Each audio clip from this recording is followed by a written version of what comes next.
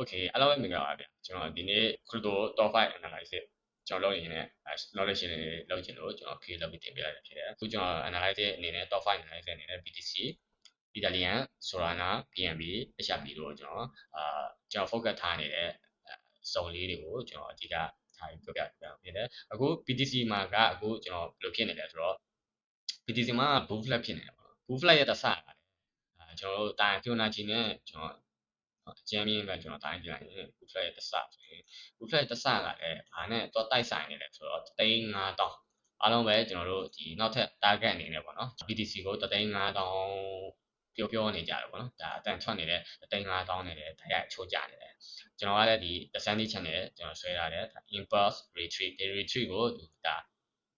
ကောင်းသူယူနေတယ်ပေါ့နော်ဒီကနေကျွတ်ထွက်သွားရင်ဒီကောင် break out ဖြစ်ပြီးတော့ဒီကနေကျွတ်ထွက်သွားမယ်ဆိုရင်သူဒါခက်ဝေးတနေရာကိုသွားဖို့ရှိနေလို့ပေါ့နော်ဒီ zone ကိုသူတော်တော်လေးအားယူနေတာကိုတွေ့ရတယ်ဒီကောင်အားယူနေတဲ့ zone impulse retreat เนาะ retreat stay bullet ကျွန်တော် BTC က stay bullet ပဲဒီ the swing ကြည့်မှာဆိုရင်ကျွန်တော် bull flag ပေါ့နော် bull flag တစ်စ3,500ဆိုတော့ဈေးနှုန်းနဲ့လည်းတိုက်ဆိုင်နေတာဖြစ်တဲ့အတွက်ကြောင့်ဒါ BTC သမားတွေရတယ်ဒါပြောနေတဲ့3,500ဆိုတဲ့ဆိုပေါ့နော်ဒါ bull flag ကကျွန်တော် complete ဖြစ်သွားရင်အဲ့ကိုပြေးဖို့ကတော်တော်လေးရခိုင်လုံးများနေတယ်เนาะအဲ့လိုသဘောမျိုးရှိတယ်လောလောဆယ်သူ channel resistance ကိုဒီ flat နဲ့ပဲကျွန်တော် flat resistance ကိုတစ်ချက်သူတင်နေပေါ့နော်ဝေ့နေတာတစ်ချက်ရှိတယ်အဲ့ဒါကိုတစ်ချက်ကျွန်တော်စောင့်ကြည့်မယ်ကျွန်တော်စောင့်ကြည့်ရမှာကဒီ channel ကိုတစ်ချက်စောင့်ကြည့်ပေါ့နော်ဒီအောက်ဆင်းပြီးတော့သူတစ်ချက်ပြန်တက်သွားမှလည်းဖြစ်သွားနိုင်တယ်မျိုးပေါ့ပုံစံမျိုးဖြစ်သွားနိုင်တယ်ဒါ blue flag ပေါ့ဒီမှာသူဘယ်လောက်ထိကြနေမလဲဆိုတာကိုကျွန်တော်တို့ဘယ်သူမှမသိနိုင်ဘူးတေချာတာတစ်ခုကတော့ဒီအောင် BTC ကဒါ blue flag အနေနဲ့အလုပ်လုပ်နေတာတစ်ချက်เนาะကျွန်တော်သိထားရမယ်ပြီး Italian ကိုကျွန်တော်ကြည့်မယ် Italian မှာဆိုရင် Italian မှာဆိုလဲ2400ဇုံကိုကျွန်တော်စောင့်ကြည့်နေတယ်ဒီမှာ break out ဖြစ်တယ် break out ဖြစ်ပြီးတော့ retest အနေနဲ့အထဲကိုပြန်ဝင်လာရတယ်ပေါ့နော်တစ်ချက်စောင့်ကြည့်မယ်2400ဇုံကို2400ဇုံကဒီထက် support အနေနဲ့ခိုင်မာလုပ်မယ်ဆိုရင်ဒါသူ2850ဇုံကိုတစ်ချက်သူပြန်ဆင်ခေါ်ဖို့ရှိတယ်နော်အဲ့ဒါကိုကျွန်တော်ချက်စောင့်ကြည့်မယ်ပြီးရင်ဒီ trend line နဲ့2400ဆိုတဲ့ဇုံတစ်ချက်ကျွန်တော်ပြန်ပြီးတော့စောင့်ကြည့်မယ်ပြပြဆိုသူအထဲကိုပြန်ဝင်လာတော့နော်အထဲကိုပြန်ဝင်လာတယ်ဒီ support က support အတိုင်းအခုဒီအလုပ်လုပ်နေတုံးပဲလို့ကျွန်တော်ယူဆတယ် okay Italian မှာကတော့2400ဆိုတော့တစ်ချက်စောင့်ကြည့်မယ်ပြီးရင်ဒီ trend line တစ် line နဲ့ပေါ့နော်ဒီ trend line နေနဲ့လည်းအလုပ်လုပ်ထားတော့တစ်ချက်စောင့်ကြည့်ပေါ့နော် okay လောလောဆယ်မှာတော့ကျွန်တော်စောင့်ကြည့်ရမှာ2400တော့ပြီးရင်ဒီ trend line Italian မှာ Italian ပြီးရင်ကျွန်တော်တို့ Solana မှာဆိုလည်းဒီ channel လည်းအလုပ်လုပ်နေတယ်ပေါ့နော်ဒါ Fibonacci နဲ့ကျွန်တော်တိုင်းကြည့်မယ် okay Fibonacci ရဆိုရင်လည်း61.8ဆိုတာနော်တကယ် golden zone လို့ခေါ်တဲ့61.8ရှင်းပါတော့ဒါ bullet rejection ပေါ်လာတာကိုကျွန်တော်တစ်ချက်တွေ့ရတယ် extension အနေနဲ့ဆိုရင်လည်းဒီ extension ကိုextension ကိုကဘာမှာမျိုးဆွဲတယ်ပေါ့နော်ဒါနဲ့ကျွန်တော်ကတော့ဒီ extension ကိုဒီလိုဆွဲတယ်ပေါ့ကျွန်တော်ကတော့အကျန်းကြီးကျွန်တော်ဆွဲ1.0ဒီကောင်က220 zone ပေါ့နော်61.8က161.8နဲ့ကျွန်တော်ယူတယ်161.8ဆိုတော့220 zone ပေါ့ပြေးဖို့ရှိတယ်ပေါ့နော်220 zone ပြေးဖို့ရှိတယ် okay ကျွန်တော်အရင်က focus ထားခဲ့တဲ့ zone က143 140ဆိုတဲ့ zone ဒီ zone break out ဖြစ်တယ်ပြန်တက်တယ်အထဲကိုပြန်ဝင်သွားတယ်ပေါ့နော်ဒါဒီ channel အနေနဲ့လှုပ်နေတယ်ဒီ minor trend line လို့လည်းပြောတယ်ဒီပြောလို့ရတယ် channel လို့လည်းပြောလို့ရတယ် channel အနေနဲ့လှုပ်နေတာကိုဒီ channel ကိုတစ်ချက် focus ထားမယ်ပြီးရင်ဒီ140 145 zone ကိုတစ်ချက်ကျွန်တော်စောင့်ကြည့်မယ်ဒီပြန်လာပြီးတော့နေရာကတကယ်support ခိုင်မာလောက်သွားရင်တော့ကျွန်တော်တစ်ချက်ကျွန်တော်185 zone ဒါမှမဟုတ်220 zone ကိုတစ်ချက်ကျွန်တော်ကြည့်လို့ရတယ်နော်ဒါမျိုးတစ်ချက်ကျွန်တော်ယူထားလို့ရတယ်အဲ့လိုပေါ့ရှိတယ်maybe ပဲဒီကောင်ပြန်ဆင်းသွားရင်လည်းကျွန်တော်ပြန်ဆင်းလာတဲ့အခါကျွန်တော်လိုက်သွားရုံပဲ okay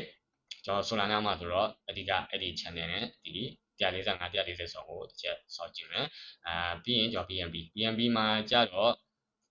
ကျွန်တော်ဒီ major trend line တစ် line ကျွန်တော်ဆွဲရတယ်ဒီ spike ကနေကျွန်တော်စပြီးတော့ဆွဲတာပေါ့နော်ဒီမှာတည်သွားတယ်460ဆောင်ကနေတည်သွားတယ်ဒီ spike ကနေကျွန်တော်စဆွဲသွားတယ် major trend line ပေါ့ဒီနေ့ကျွန်တော်ဆွဲရတယ်အခုလက်ရှိ market မှာတော့ market ကိုပဲကျွန်တော် focus ထားရင်ဒီ market ကတော့ဒီကျွန်တော်ဒီမှာအရင်ကကျွန်တော် trend line တစ် line နဲ့ကျွန်တော်ဆွဲခဲ့ဘူးတယ်trend line တစ် line ဒီ trend line ကတော့ကျိုးသွားတော့အရောင်မိုင်းလေးထားလိုက် okay ဒီ trend line ကိုသူတောက်လျှောက်သူပြန်နေလာတယ်အခုလောဆယ် minor trend line ကဒီနားမှာအခုသူဒီမှာအလုပ်လုပ်နေတာ လုံးလုံးမလားလုံးဆက်လုံးမလားဒါမှမဟုတ်ရင်ဘယ်အောင်ဖြစ်မလားကျွန်တော်ချက်ဆောက်ကြည့်မယ်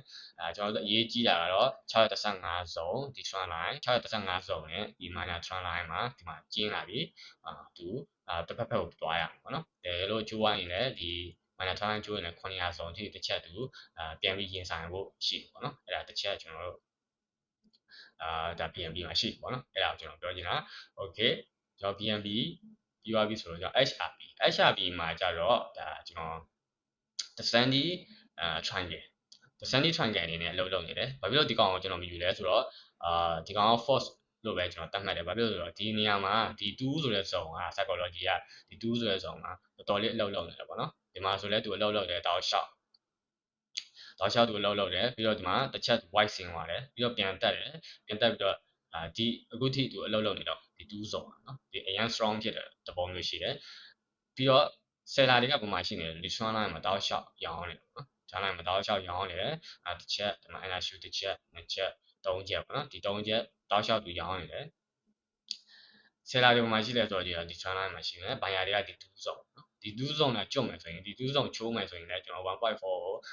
ဒါ potential ကအားဖြင့်ရှိတယ်ဘာဖြစ်လို့ဆိုတော့ဒီ2ဇုံကအရင်လောက်ထားတဲ့အတွက်ကြောင့်ပေါ့နော်အရင်လောက်တဲ့အတွက်ကြောင့်ကျွန်တော်ကျိုးရင်လည်း154စုံဒီတူသွားဖို့ရှိတယ်။ Okay အခုလောဆယ် market ကအတက်ဘက်ကိုပို့ပြီးတော့ဒါ descending triangle ဆိုရင်လည်းအတက်ဘက်ပဲအတက်ဘက်ဒီပတ်တန်တွေရဆိုရင်အတက်ဘက်ပေါ့နော်အတက်ဘက်ပဲဖြစ်နေတဲ့ကြောင့်ဒီ trend line ကျိုးရင်လည်းဒီ trend line ကျိုးရင်လည်းသူ့ potential အရဆိုရင်2.6 စုံတစ်ချက်တူပြန်ရင်ဆိုင်ဒါမှမဟုတ်ရင်ဒါမှမဟုတ်2.95 စုံနော်2.95 စုံဒါမှမဟုတ် order high တစ်ချက်သူပြန်ရောက်သွားဖို့ရှိ potential အားဖြင့်ဆိုရင်တော့ကျွန်တော် BTC ရဲ့ market အခြေအနေကိုချက်ကြည့်ပြီးတော့ကျွန်တော်ဒီအကုန်လုံးကိုဒါ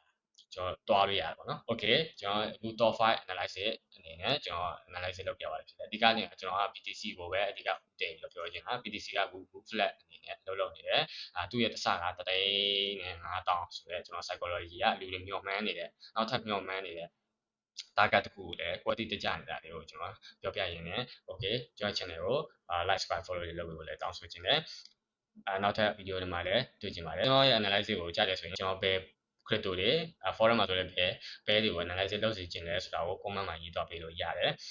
အားလုံးစိတ်ချမ်းသာခြင်းကိုယ်ကျန်းမာခြင်းနဲ့ပြည့်စုံပါစေဗျာ